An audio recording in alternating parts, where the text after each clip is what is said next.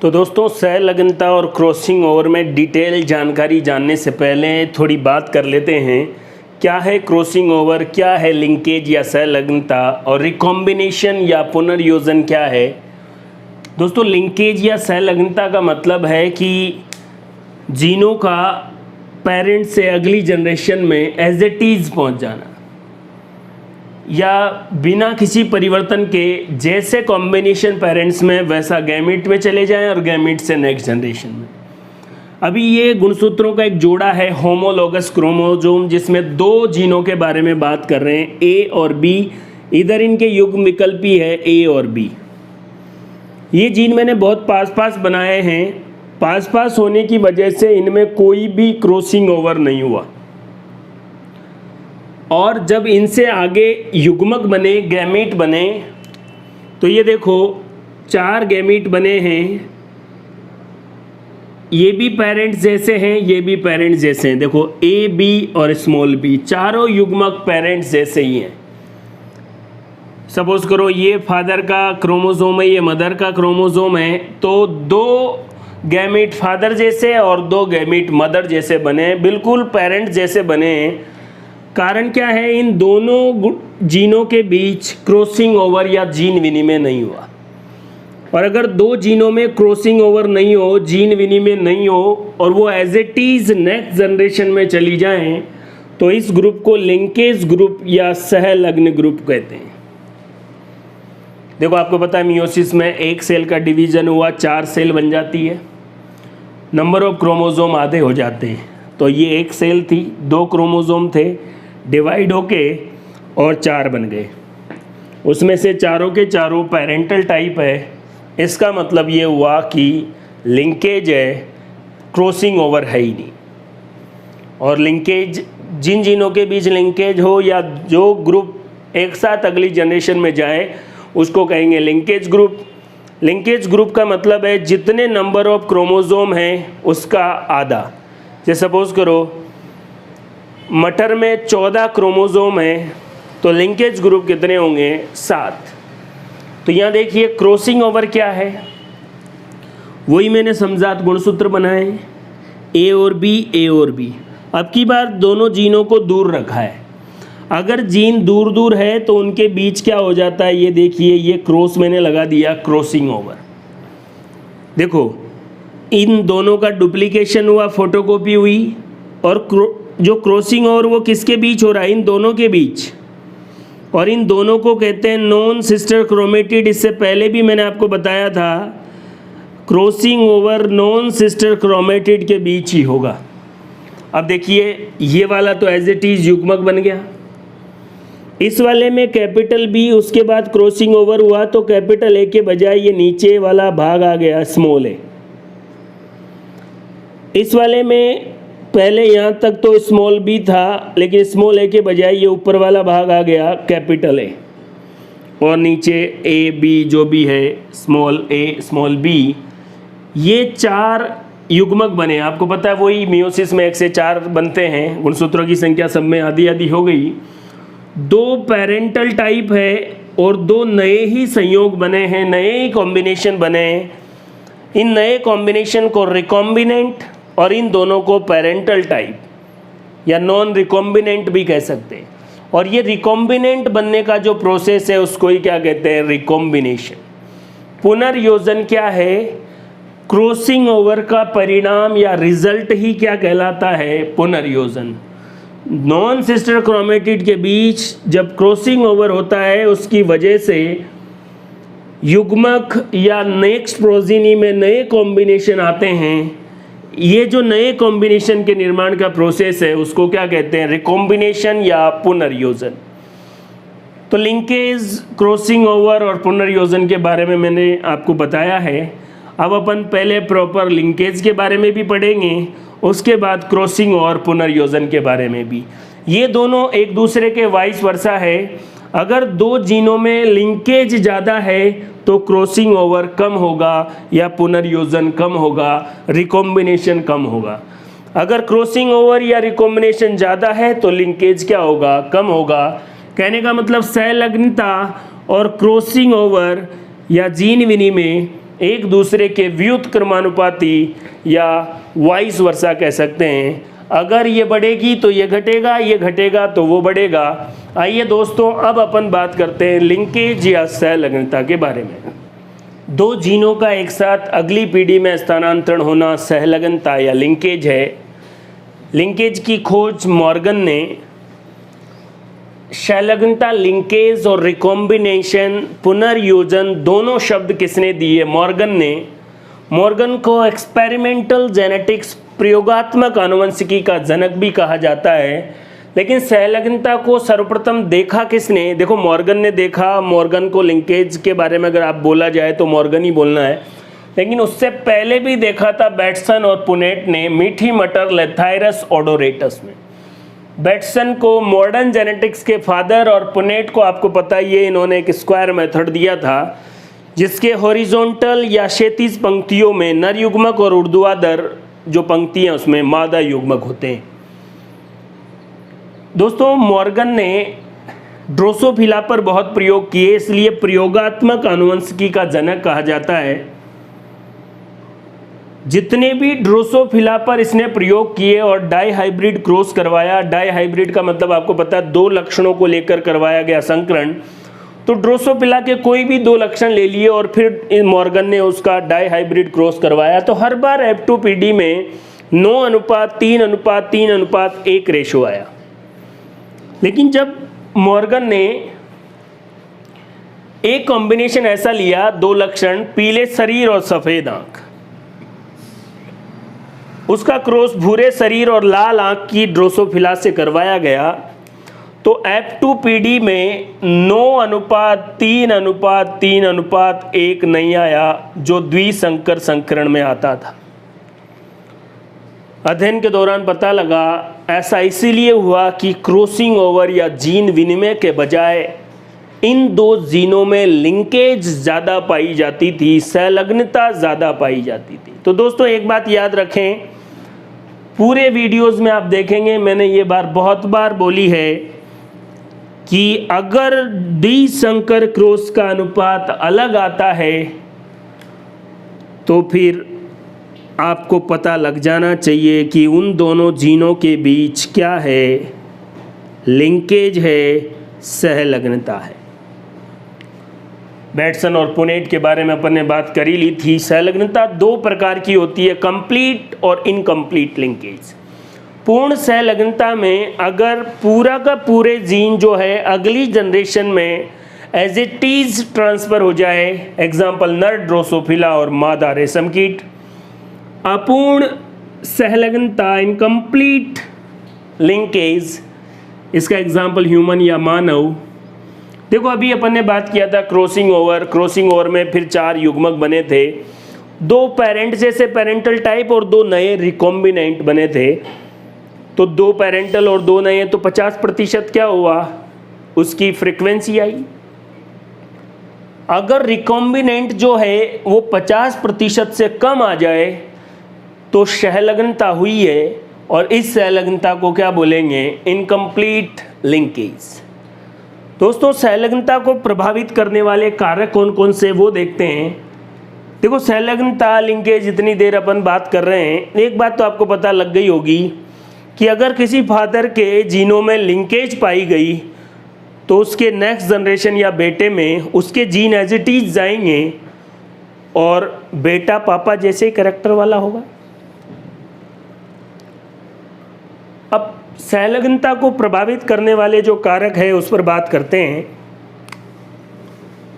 ये तो मैं आपको बता ही चुका हूँ, सहलग्नता और जीन विनिमय, लिंकेज और क्रॉसिंग ओवर एक दूसरे के व्युत्क्रमानुपाती या रेसिप्रोकल होते हैं,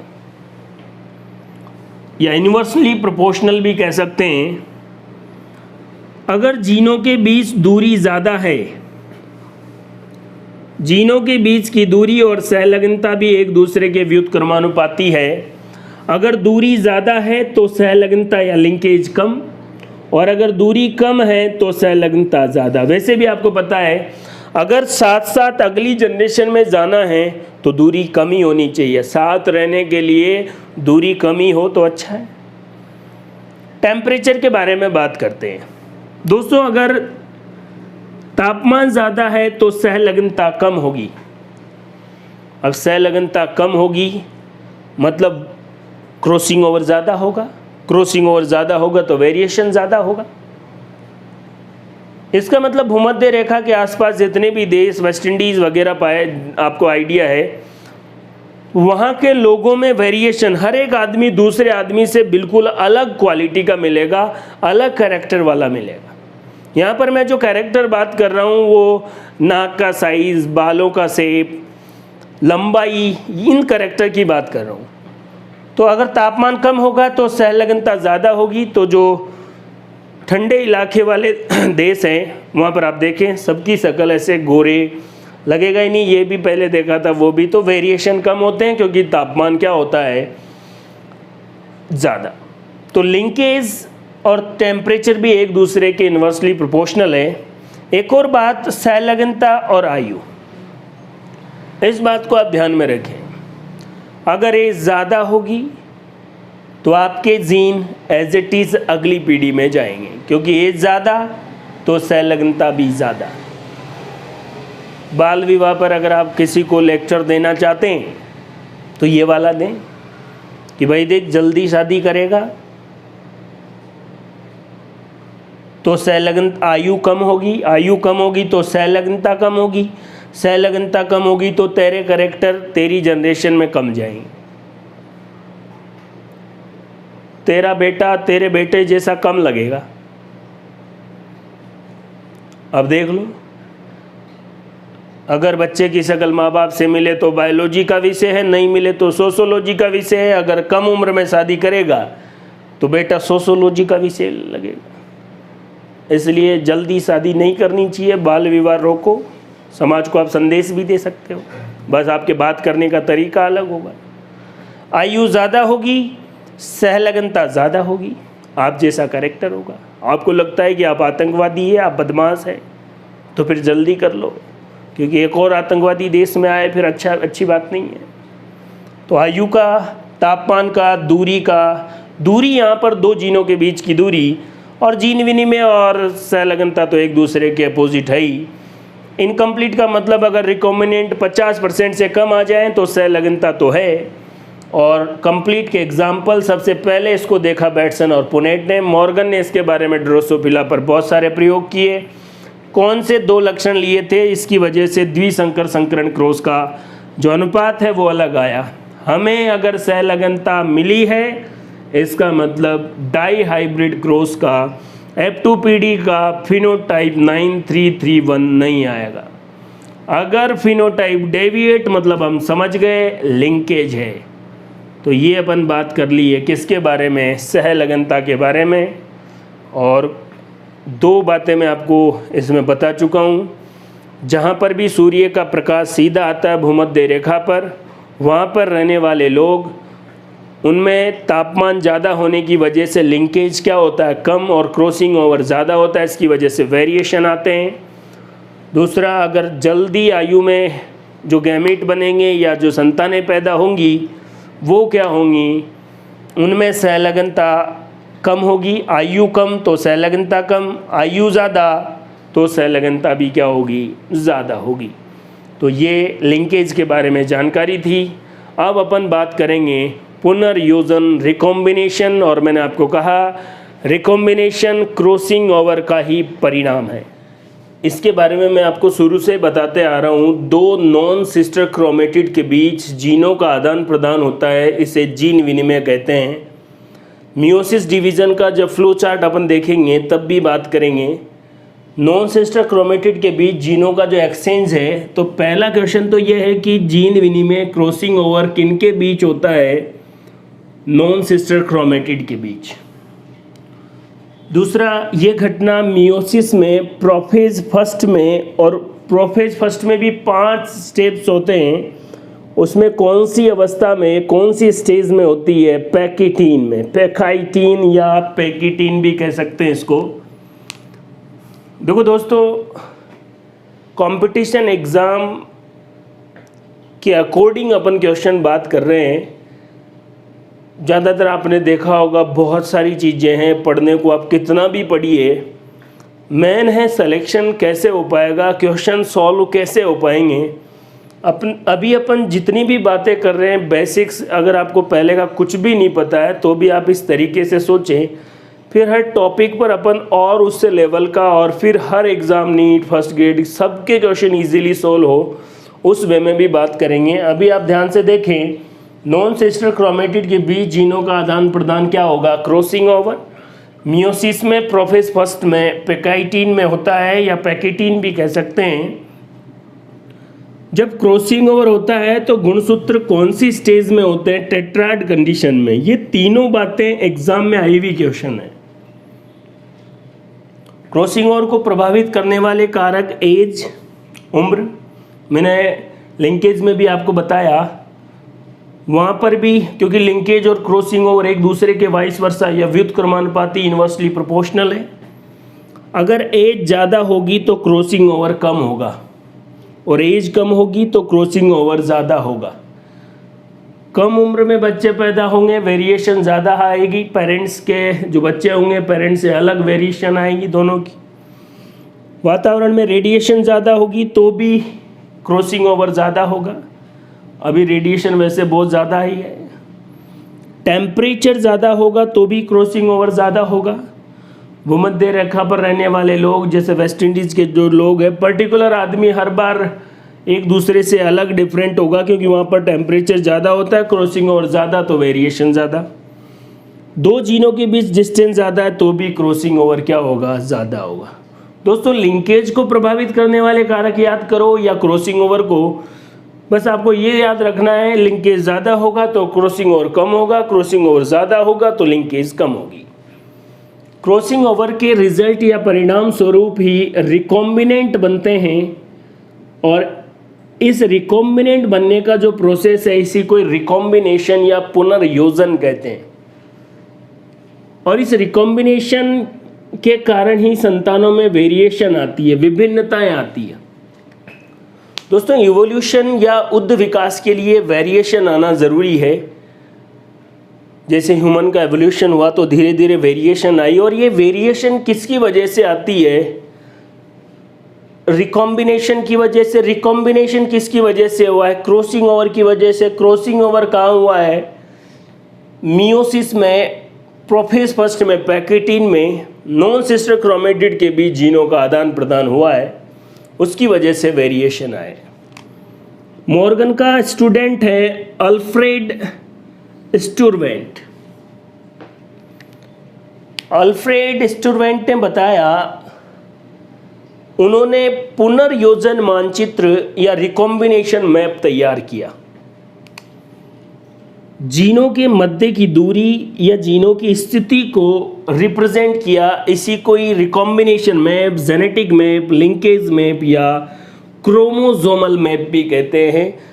रिकॉम्बिनेशन मैप के ही नाम हैं जेनेटिक, लिंकेज और क्रोमोसोमल। इस मैप में अल्फ्रेड स्टुरवेंट ने बताया कि जीनों की स्थिति कैसी है, दो जीनों के बीच दूरी कितनी है, ये कैलकुलेट कर सकते हैं। इनके अनुसार रिकॉम्बिनेशन मैप बनाने के लिए या जीनों के बीच की दूरी, उनकी पोजीशन के लिए क्या ज़रूरी है, रिकॉम्बिनेशन फ्रीक्वेंसी, पुनर्योजन आवृत्ति। तो रिकॉम्बिनेशन फ्रीक्वेंसी या पुनर्योजन आवृत्ति, डिस्टेंस बिटवीन टू जीन, दो जीनों के बीच की जो डिस्टेंस है वो रिकॉम्बिनेशन फ्रीक्वेंसी के द्वारा कैलकुलेट की जा सकती है। सपोज करो रिकॉम्बिनेशन फ्रीक्वेंसी कितनी आई, 1%, इसी को 1 cm, सेंटी मॉर्गन भी कहते हैं, और सेंटी मॉर्गन इसी को एक मैप यूनिट भी कहते हैं। मैं दो ही एग्जांपल यहाँ ले रहा हूँ, बाकी जब अपन इस जेनेटिक्स से रिलेटेड क्वेश्चन सॉल्व करेंगे उस वीडियो में भी बात करेंगे। ये देखिए, यहाँ पर दो टाइप के जीन आपके सामने हैं, प्लस प्लस और सी डी, इनकी संख्या ये रही, और प्लस डी और सी प्लस क्रॉसिंग ओवर हो गया और वेरिएशन वाले इस तरीके से आए। जब वेरिएशन आ गया है तो देखो ये दोनों तो पेरेंट टाइप है, ये दोनों रिकॉम्बिनेंट है। तो रिकॉम्बिनेशन फ्रीक्वेंसी निकालने का फॉर्मूला है number of recombinant, number of total जो भी गैमीट है, और इंटू 100। ये 200 है, दोनों को सबका टोटल किया तो कितना हो जाएगा 2000 इंटू 100, 10%। मतलब इन दोनों जीन के बीच का डिस्टेंस 10 सेंटीमॉर्गन या 10 मैप यूनिट या 10% रिकॉम्बिनेशन फ्रीक्वेंसी के अकॉर्डिंग होगा। कई बार दोस्तों इस रिकॉम्बिनेशन फ्रीक्वेंसी का इस्तेमाल गुणसूत्र पर जीनों का क्रम या कौन जीन पास में कौन दूर है उसका भी पता लगाने के लिए किया जा सकता है। जैसे ड्रोसोफिला में रेड कलर की आँख और बड़े पंखों वाली और वाइट कलर की आँख और शॉर्ट विंग, इन दोनों का क्रॉस करवाया तो 66.8% पेरेंटल आए और 37.2% रिकॉम्बिनेट आए। इसका मतलब ये रिकॉम्बिनेशन फ्रीक्वेंसी है। रिकॉम्बिनेशन फ्रीक्वेंसी ये है कि ये दोनों जीन दूर है, क्रॉसिंग ओवर हुआ है। यहीं अगर ब्राउन कलर और येलो कलर, ये बॉडी का कलर है, आँख का कलर रेड और वाइट, इन दोनों जीन को लेके करवाया गया तो 98.7% पेरेंटल आए और 1.3% रिकॉम्बिनेंट आए। साफ साफ दिख रहा है दोस्तों, रिकॉम्बिनेंट बहुत कम आए, मतलब लिंकेज बहुत ज़्यादा है। देखो अगर रिकॉम्बिनेंट कम क्यों आए, क्योंकि क्रॉसिंग ओवर कम है, और क्रॉसिंग ओवर कम हुआ तो लिंकेज क्या होगी ज़्यादा, और लिंकेज ज़्यादा कब होगी जब दो जीन बहुत पास पास हो। इसका मतलब बॉडी का कलर और आँखों का कलर वाली जीन बहुत पास पास होगी। तो ये देखिए मैंने बनाया इस तरीके से, देखो ये ड्रोसोफिला का क्रोमोसोम, पहले बॉडी का कलर, उसके जस्ट पास आँखों का कलर, और थोड़ा दूर फिर क्या होगा साइज ऑफ विंग्स वाला जो जीन है वो। साइज ऑफ विंग्स वाला थोड़ा दूर क्यों होगा, क्योंकि यहाँ देखो दोनों के बीच की दूरी कितनी है, तो आप यूँ कह सकते हैं इन दोनों के बीच की दूरी 1.3 सेंटीमॉर्गन, और इन दोनों के बीच की दूरी कितनी हो गई 37.2 सेंटीमॉर्गन या मैप यूनिट। इस प्रकार से रिकॉम्बिनेशन फ्रीक्वेंसी के द्वारा जीनों की सही स्थिति और उनके बीच की दूरी भी कैलकुलेट की जा सकती है। तो दोस्तों लिंकेज और रिकॉम्बिनेशन से रिलेटेड पूरी बातें